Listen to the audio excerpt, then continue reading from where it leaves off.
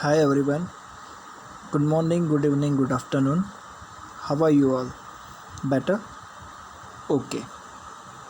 સો આજનો લેક્ચર આપણે ચાલુ કરીએ.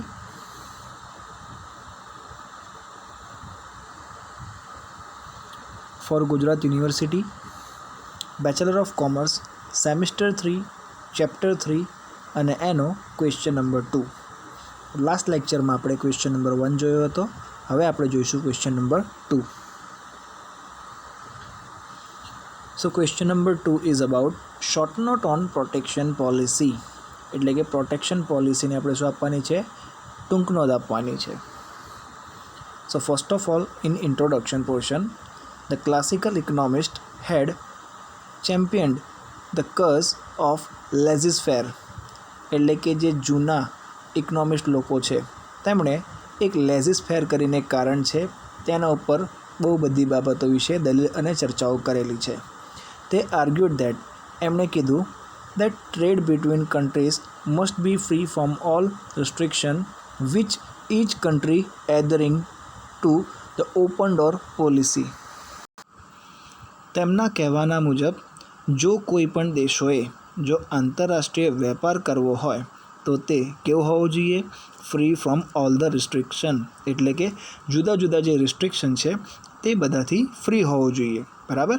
જેને આપણે ઓપન ડોર પોલિસી પણ કહી શકીએ છીએ.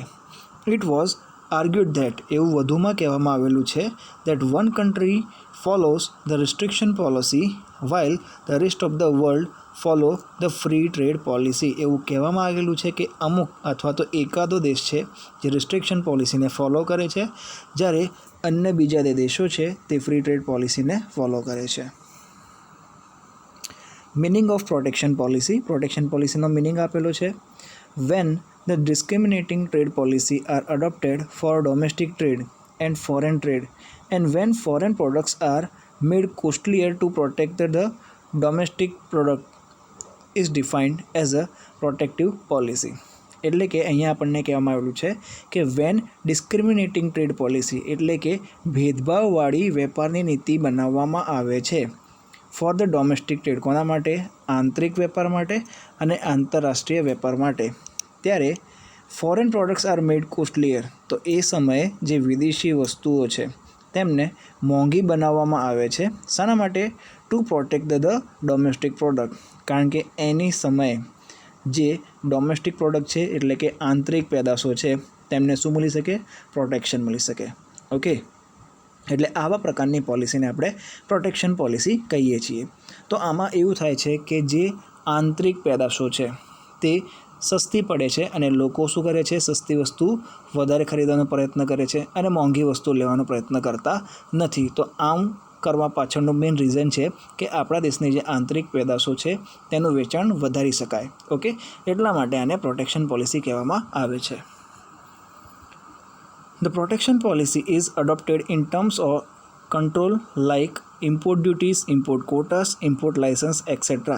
અને પ્રોટેક્શન પોલિસીની અંદર જુદી જુદી ટર્મ્સને આપણે જોઈ શકીએ છીએ, જેમ કે ઇમ્પોર્ટની ડ્યુટીઝ લગાવવામાં આવે છે, ઇમ્પોર્ટના ક્વોટા નક્કી કરવામાં આવે છે અને ઇમ્પોર્ટ માટે લાઇસન્સીસ પણ જારી કરવામાં આવે છે. ઓકે, હવે અહીંયા આપણને આપેલું છે arguments for protection policy. Although all the arguments that have been advanced in support of the protection policy are not so simple. એટલે કે પ્રોટેક્શન પોલિસી માટેના અમુક સપોર્ટ કરવા માટેની જે આર્ગ્યુમેન્ટ છે એ સિમ્પલ નથી. And clear cut as the argument for the free trade. અને ફ્રી ટ્રેડ માટે જેવી ક્લિયર કટ આર્ગ્યુમેન્ટ છે તેવી આપણને પ્રોટેક્શન પોલિસી માટેની આર્ગ્યુમેન્ટ જોવા મળતી નથી. ધીસ આર્ગ્યુમેન્ટ મે બી ગ્રુપડ. આવી આર્ગ્યુમેન્ટ ગ્રુપડ છે under the following 3 broad categories. નીચે મુજબની જે 3 મોટી કેટેગરીઝ છે એની અંદર. એમાં એ કીધું છે ફેલિશિયસ આર્ગ્યુમેન્ટ, બી કીધું છે નોન ઇકોનોમિક આર્ગ્યુમેન્ટ અને સી કીધું છે ઇકોનોમિક આર્ગ્યુમેન્ટ. ફોલિશિયસ આર્ગ્યુમેન્ટ એટલે કે ભ્રામક દલીલો, નોન ઇકોનોમિક એટલે કે બિન આર્થિક આર્ગ્યુમેન્ટ અને ઇકોનોમિક એટલે કે આર્થિક આર્ગ્યુમેન્ટ. ઓકે, તો સૌથી પહેલાં આપણે જોઈશું ફેલિશિયસ આર્ગ્યુમેન્ટ. ફેલિશિયસનો મતલબ થાય છે ભ્રામક, આર્ગ્યુમેન્ટ એટલે કે દલીલો. ભ્રામક એટલે કે તમને બતાવે કંઈક અને હોય કંઈક તેવી દલીલો. Although according to the supporter of free trade, all the argument for the protection are fallacious. એટલે કે જે લોકો ફ્રી ટ્રેડની અંદર વધારે વિશ્વાસ કરે છે તે લોકો માટે પ્રોટેક્શન્સની જે અમુક દલીલો છે તે કેવી છે? ભ્રામક છે. We will however characterize only those arguments as fallacious which being scientifically untenable do not merit serious attention. અને અહીંયા આપણે અમુક જે દલીલો છે તેમને ખાસ ધ્યાનમાં લઈશું કે જે ભ્રામક બની શકાય. કેવી રીતે? સાયન્ટિફિકલી અનટેન્ડેબલ, જેમને આપણે સાયન્ટિફિકલી વધારે એક્સેપ્ટ કરી શકતા ન હોઈએ. In serious attention. સો અહીંયા આપણને 6 જુદી જુદી ફેલિશિયસ આર્ગ્યુમેન્ટ આપેલી છે. એમાં પહેલું કીધું છે આપણને પોપર લેબર આર્ગ્યુમેન્ટ, એટલે કે પોપર લેબરની અંદર આપણને કહેવા માગે છે કે જે લેબર લોકો છે એમના ઉપર વધારે પડતું ધ્યાન ન આપવું અથવા તો વધારે પડતું ધ્યાન આપવું. તો આની અંદર આપણે જોઈએ છીએ કે જ્યારે આપણે ડોમેસ્ટિક પ્રોડક્શન કરીએ છીએ ત્યારે આપણા દેશના કારીગર લોકોને આપણે શું કરીએ છીએ? કામ ઉપર લગાડીએ છીએ અને એમનું ધ્યાન રાખીએ છીએ. પણ એવા જ સમયે જો ફોરેનથી કોઈ કારીગર આવેલું હોય તો એમના ઉપર વધારે પડતું ધ્યાન આપવામાં આવતું નથી. ઓકે, તો આવા પ્રકારના જે આર્ગ્યુમેન્ટ્સ છે એની અંદર પોપર લેબર આર્ગ્યુમેન્ટનો સમાવેશ થાય છે. એના પછી નંબર 2 છે એક્સપાન્ડિંગ હોમ માર્કેટ. સેકન્ડમાં આપણને કહેવામાં આવે છે કે જે ઘરનું માર્કેટ છે. હવે હોમ માર્કેટ એટલે કે જે દેશની અંદર જે માર્કેટ ચાલતું હોય તે માર્કેટ તે દેશ માટે હોમ માર્કેટ ગણવામાં આવે છે. એટલે કે આની અંદર શું કરવામાં આવે છે? હોમ માર્કેટનો એરિયો એક્સપાન્ડ કરવામાં આવે છે, એટલે કે વધારવામાં આવે છે. Then number 3 is keeping money at home. એટલે કે ફોલિશિયસ આર્ગ્યુમેન્ટમાં ત્રીજો પોઈન્ટ આપણને કીધો છે કે જે પણ આવક થાય છે એ આવકને તે દેશના અંદર જ રાખવામાં આવે છે.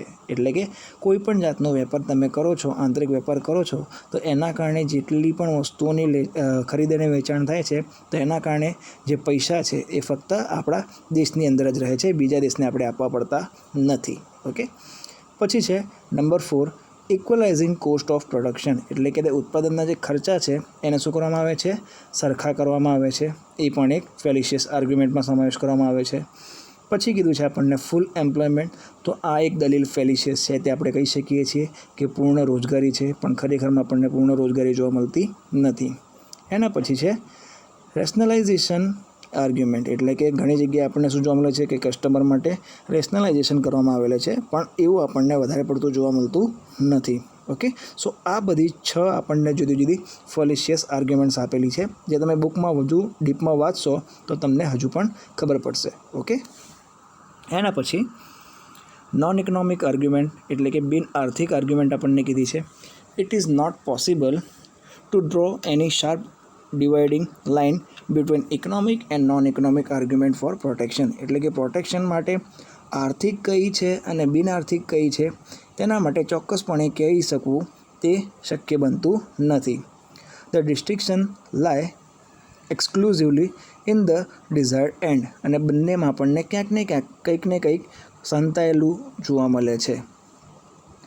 The so called non economic argument are best conveyed by the pursuers like national defence, self sufficiency and nationalism etcetera. અહીંયા આપણને નોન ઇકોનોમિક આર્ગ્યુમેન્ટમાં આપણે બેસ્ટ એક્ઝામ્પલ આપી શકીએ છીએ, જેમ કે નેશનલ ડિફેન્સ. હવે નેશનલ ડિફેન્સની અંદર આપણને જોવા મળે છે કે આર્મી, પોલીસ, નેવી. ઓકે, સો આ બધાને આપણે નેશનલ ડિફેન્સમાં નાખી શકીએ છીએ, જે નોન ઇકોનોમિક એક્ટિવિટી કરે છે. દેન સેલ્ફ સફિશિયન્સી એટલે કે આત્મનિર્ભરતા, અને નેશનલિઝમ એટલે કે દેશ માટેનો પ્રેમ. આ બધી વસ્તુને આપણે શામાં નાખી શકીએ છીએ? નોન ઇકોનોમિક આર્ગ્યુમેન્ટમાં નાખી શકીએ છીએ. એમાં આપણને પહેલું કીધું છે ડિફેન્સ અને સેકન્ડ કીધું છે પ્રિઝર્વેશન આર્ગ્યુમેન્ટ. પ્રિઝર્વેશન એટલે કે સાચવી રાખવું, ભેગું કરીને રાખવું, એના માટેની આર્ગ્યુમેન્ટ્સ. એના પછી આપણને કીધું છે ઇકોનોમિક આર્ગ્યુમેન્ટ એટલે કે આર્થિક દલીલો. તો એની અંદર સૌથી પહેલો પોઈન્ટ આપણને કહે છે distortion in the domestic market. એટલે કે જે આપણું આંતરિક બજાર છે તેને તોડવામાં આવે છે, ડિસ્ટોર્ટ કરવામાં આવે છે, ખરાબ કરવામાં આવે છે. ઓકે, સો આ આપણને જોવા મળે છે આપણા ઇકોનોમિક આર્ગ્યુમેન્ટની અંદર પોઈન્ટ નંબર 1. એના પછી વારો આવે છે ડેવલપમેન્ટ ઓફ ધ ઇન્ફાન્ટ ઇન્ડસ્ટ્રી. હવે અહીંયા આપણને શબ્દ કીધો છે ઇન્ફાન્ટ. તો તમને ઇન્ફાન્ટનો મિનિંગ સૌથી પહેલાં ખબર હોવો જોઈએ. નોર્મલી ઇન્ફાન્ટ શબ્દથી તમે રિલેટેડ થઈ શકો છો. બાય ચાન્સ જો તમારા ઘરની અંદર કોઈ નાનું બાળક હોય જે 5 વર્ષ કરતાં નાનું હોય તો એના માટે જે બેબી સોપ આવે છે, બેબી પાવડર આવે છે, for example Johnson and Johnson, okay, તો આ કંપનીની એડવર્ટાઇઝમાં તમે જોઈ શકો છો અને અથવા તો એમના પ્રોડક્ટ ઉપર તમે જોઈ શકો છો કે લખેલું હોય છે ફોર ઇન્ફાન્ટ ચાઇલ્ડ. હવે જે ઇન્ફાન્ટનો મતલબ થાય છે 5 વર્ષ કરતાં નાના. તો એવી જ રીતે ઇન્ડસ્ટ્રીની વાત અહીંયા કરવામાં આવેલી છે, ઇન્ફાન્ટ ઇન્ડસ્ટ્રીઝ. એટલે ઇન્ફાન્ટ ઇન્ડસ્ટ્રીઝ એટલે કે એવી ઇન્ડસ્ટ્રીઝ કે જેમને શરૂ થતાં હજુ પણ 5 વર્ષ પૂર્ણ થયા નથી અથવા તો શરૂઆત થઈ છે તે ઇન્ડસ્ટ્રીને, તેને આપણે શું કહી શકીએ છીએ? ઇન્ફાન્ટ ઇન્ડસ્ટ્રીઝ. ઓકે, સો સેકન્ડ નંબરનો પોઈન્ટ આપણને શું કહે છે કે ડેવલપમેન્ટ ઓફ ઇન્ફાન્ટ ઇન્ડસ્ટ્રી. તો જો તમે ઇન્ફાન્ટ ઇન્ડસ્ટ્રીને સપોર્ટ કરશો, એમને પ્રોટેક્શન આપશો, તો ઓટોમેટિકલી ઇન્ફાન્ટ ઇન્ડસ્ટ્રી શું કરશે? પોતાના પગ ઉપર ઊભી રહેવાનો પ્રયત્ન કરશે. જો એમને પ્રોટેક્શન આપવામાં ન આવે તો એવું બની શકે છે કે જે વિદેશની મોટી કંપનીઓ છે તેની સામે કોમ્પિટિશનમાં આપણા દેશની જે ઇન્ફાન્ટ ઇન્ડસ્ટ્રી છે તે ટકી શકે નહીં. ઓકે, એટલા માટે એમને પ્રોટેક્શન આપવું જરૂરી છે. એના પછી છે નંબર 3, ડાયવર્સિફિકેશન ઓફ ઇન્ડસ્ટ્રી. એટલે કે પ્રોટેક્શન પોલિસીમાં શું કરવામાં આવે છે? જે ઇન્ડસ્ટ્રીઝ છે એમના માટે ડાયવર્સિફિકેશન કરવામાં આવે છે, જેના કારણે જુદી ઇન્ડસ્ટ્રીને પોતાના કાર્યના મુજબ, પોતાના ઉત્પાદનના મુજબ આપણે શું કરી શકીએ? ઇમ્પોર્ટન્સ આપી શકીએ. ઓકે, એના પછી આપણને કીધું છે નંબર 4, ડમ્પિંગ. હવે ડમ્પિંગ એટલે કે સૌથી ખરાબ વસ્તુ આપણે કહી શકીએ. નોર્મલી ડમ્પિંગ એટલે શું થાય તેનો વિશે તમને ખબર હોવી જરૂરી છે. તો એના માટે પણ તમે ટીવીમાં એક એડવર્ટાઇઝમેન્ટ જોઈ હશે, જેમાં કોઈ ચોકલેટની એડ હોય છે. ચોકલેટ નહીં, કોઈક 2 છોકરી વાતચીત કરતી હોય છે, જેની અંદર એક છોકરી ચોકલેટ ખાતી હોય છે અને બીજી છોકરી આવીને પૂછે છે કે તું ચોકલેટ કેમ ખાય છે? તો પેલી બીજી છોકરી હોય છે તે ખુશ થઈને કહે છે કે આઈ ડમ્પડ હિમ, અને એ ખુશીમાં તે ચોકલેટ ખાઈ રહી છે. તો એણે ત્યાં શબ્દો વાપરે છે ડમ્પડ. ડમ્પડનો મતલબ થાય છે ફેંકી દેવું. તો આપણે એડવર્ટાઇઝના કોન્સેપ્ટમાં જઈએ તો એ છોકરી હતી જે પહેલાં શું હતી? રિલેશનશિપમાં હતી, પણ હવે તેણે શું કરી નાખેલું છે? બ્રેકઅપ કરી નાખ્યું છે. એટલા માટે તે શું કહે છે કે હવે તેણે તે છોકરાને શું કરી નાખ્યો છે? ડમ્પ કરી નાખ્યો છે. એટલે કે છોડી દીધો છે, ત્યજી દીધો છે અથવા તો મૂકી દીધો છે. ઓકે, સો ત્યાંથી આપણે આવી રીતે એક શબ્દ સમજી શકીએ છીએ કે ડમ્પડનો મતલબ શું થાય છે? ફેંકી દેવું, મૂકી દેવું, ત્યજી દેવું. તો અહીંયા આપણને કીધું છે ડમ્પિંગ. ડમ્પિંગ એટલે શું થાય છે કે કોઈ પણ દેશ જો કોઈ વસ્તુનું ઉત્પાદન કરે છે અને એ દેશ પોતાના દેશમાં ઉત્પાદન બધા ગ્રાહકો સુધી પહોંચાડ્યા પછી એમના જોડે વધારાનો માલસામાન પડ્યો હોય તો તે શું કરે છે? જે વધારાનો માલસામાન છે એના ઉપર નુકસાન ન જાય તેટલા માટે તે પોતાના કરતાં ઓછા વિકસિત દેશોની અંદર તે વસ્તુને શું કરી નાખે છે? એક્સપોર્ટ કરી નાખે છે ઓછા ભાવની અંદર. અને જે અલ્પ વિકસિત દેશો છે અથવા તો ઓછા વિકસિત દેશો છે તેમના માટે તે વસ્તુ એ ઇમ્પોર્ટેડ ગણી શકાય છે. એટલા માટે સિમ્પલી ડમ્પિંગ મતલબ શું થાય છે કે એક જગ્યાનો કચરો બીજી જગ્યાએ ફેંકી દેવો. ઓકે, અને નોર્મલી આપણે ઇન્ડિયાની વાત કરીએ તો મોસ્ટ ઓફ જે ઇલેક્ટ્રોનિક આઇટમ્સ છે, રમકડાઓ છે, એ આપણને મેડ ઇન ચાઇના જોવા મળે છે. તો એ શું છે? વન ટાઈપ ઓફ ડમ્પિંગ છે. ઓકે, એના પછી આપણને કીધું છે નંબર 5, ઇકોનોમિક રિકવરી. એટલે કે ઇકોનોમિક રિકવરી કરવા માટે આપણને કોની જરૂર પડે છે? પ્રોટેક્શન પોલિસીની જરૂર પડે છે. જો પ્રોટેક્શન હશે તો ઇકોનોમિકલી આપણે શું કરી શકીએ છીએ? ફટાફટ રિકવર પણ કરી શકીએ છીએ. એના પછી છે number 6, from the view point of employment. હવે એમ્પ્લોયમેન્ટ આપણું લોંગ ટર્મ હોય તેવું દરેક વ્યક્તિ ઈચ્છે છે. તો આ વસ્તુને ધ્યાનમાં રાખીને ગવર્મેન્ટ દ્વારા પણ પ્રોટેક્શન પોલિસી આપવામાં આવેલી છે. એના પછી 7 નંબર કહેવામાં આવે છે આપણને ડાયવર્સિફિકેશન ઇન ઇન્ડસ્ટ્રીયલાઇઝેશન. એટલે કે જે ઉદ્યોગો છે એની અંદર આપણે શું કરવાનું છે? ડાયવર્સિફિકેશન કરવાનું છે. એટલે બને એટલી વેરાયટી અને સુધારા વધારા આપણે શામાં લાવવાના છે?